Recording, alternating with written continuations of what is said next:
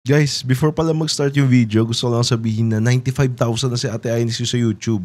Kaya sana ma-help natin siya makuha niya yung silver play button niya. Search nyo lang dito sa YouTube Inix at makikita nyo siya doon. Gumagawa din pala siya ibang kwento kagaya ko. Kaya sana guys, supportahan din natin siya. Yun lang.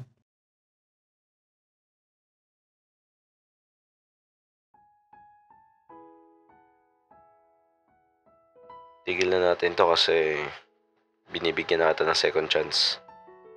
What do you mean na second chance? Tayo na ba ulit? Sinasagot mo na ako? Natawa ako sa sinabi niya. Parang siya sabi niya kasi naniligawan niya ako. Parang pangit naman pakinggan. Well, parang ganda din naman. Sinusuyo niya ako para makuha yung loob ko. Kita ko naman na seryoso siya. Yung mga bagay na pinapagawa ko sa kanya na tingin ko hindi niya magagawa, nagawa niya. Kahit nag-aalangan ako bigyan siya ng chance, sinubukan ko pa din. Promise, last na talaga to. Oo, tayo na. Talaga? Tayo na? Sa sobrang saya niya, niyakap niya ako. Kahit siya nabigla. Kaya humiwalay din kagad siya. Sorry, masaya lang. Sulit yung pagbitbit ng bag mo. Kakamasan lang ako eh. Promise mo na hindi mo na ulitin yung mga ginawa mo. Promise, hindi ko nagagawin ulit. Sorry ulit sa mga nagawa ko. Ayos lang.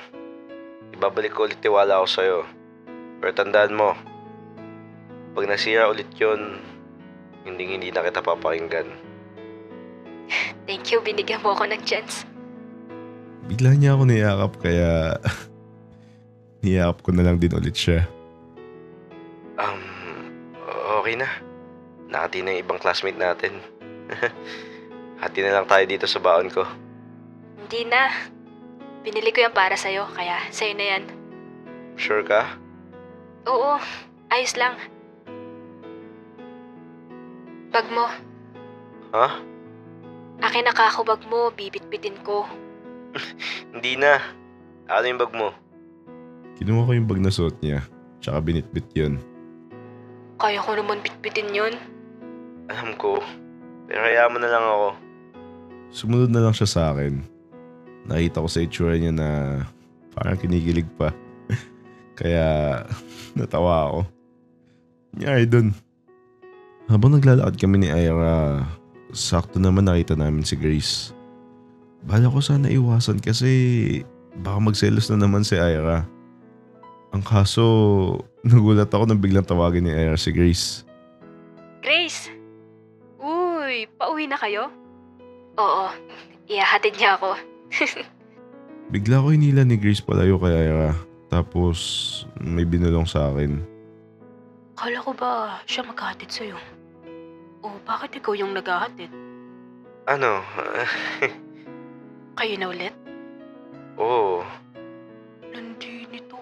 Kaya pala ibang iba aura mo ngayon ah. Kayos na pala kayo. Ira, kailan mo sinagot sa Genesis? Ha? Siya yung sumagot sa akin. Anak nang. Ikaw pa tong babae sa inyo? Uy, maya ka naman.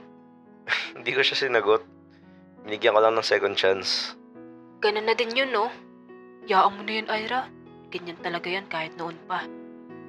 Inakbayan niya si Ira tapos naglakad sila palayo sa akin. Feeling close to ah. Nagawan ba naman ako? Uy, tumayo ka nga sa kanya. Baka madumi ang bebe ko.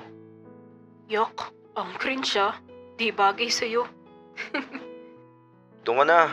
Nanggugulo ka lang dito eh. Ira, pag niloko ka na ni Genesis, sabihan mo ko ah. Uupakan ko yan. Umalis siya pagkasabi niya nun. Natawa sa kanya si Ira. Mukhang magiging close sila ah. Pagpasensya mo na yun. Feeling close kasi yun. Pero huwag kang mag-alala. Lalayuan ko siya kung hindi ka komportable.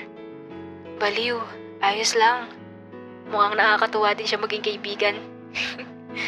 Baad nga siya sa Facebook. Lo, baka magulat ako. Kayo na lagi magkasama ha. Bakit? Selos ka? Di ah. Ikaw ata at nagsiselo sa kanya. Wala ako sinabi ah. Sus, kaya pala.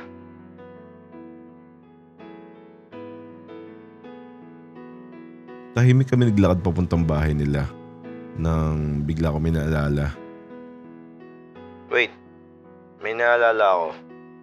Ano yun? Sino yung lalaking kasama mo noon?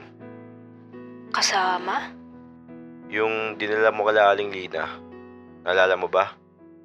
Ah, si Carl. Yun ba yung pinalit mo sa akin? Ang bilis ah. Uy, hindi. Kaibigan ko lang. Sus! Totoo nga. Tsaka, hindi ako type nun. Lalaki gusto nun. Ha? I mean, hindi siya straight. Kaya, di mo nit mag-alala. Takte. Akala ko pa naman bago mo. Mas gwapo pa sa akin eh. Gwapo ba yun? Ikaw lang kilala kong gwapo eh. Sus! Lakas mambola. Nagumpisa na ulit kami maglakad at maya-maya nakarating na kami sa tapat ng bahay nila at binigay ko na yung bag niya. Uuwi ka na kagad? Bakit? Ano pa bang gagawin? Tara, pasok ka. Papakilala kita kila mom and dad. Ano? Pabigla-bigla ka naman. Sa susunod na lang. Ngayon na. Nandito ka naman na din. Tara na. Teka. Hindi ko pa to napagandaan. Pwedeng bukas na lang? Alik ka nga. Nagulat ako kasi hinila niyo yung braso ko papasok. Takte. Usapan na hatid ko lang siya eh. Bakit naman umabot sa ganito? Ay. Nanginginig ang mga kamay ko habang nakaupo dito sa sala nila. Umalis muna saglit si Ira para tawagin yung parents niya. Huminga ako ng malalim at eto na nga. Tumayo ako paglabas nila. Nakangiti sila sa akin kaya lumapit ako para magmano.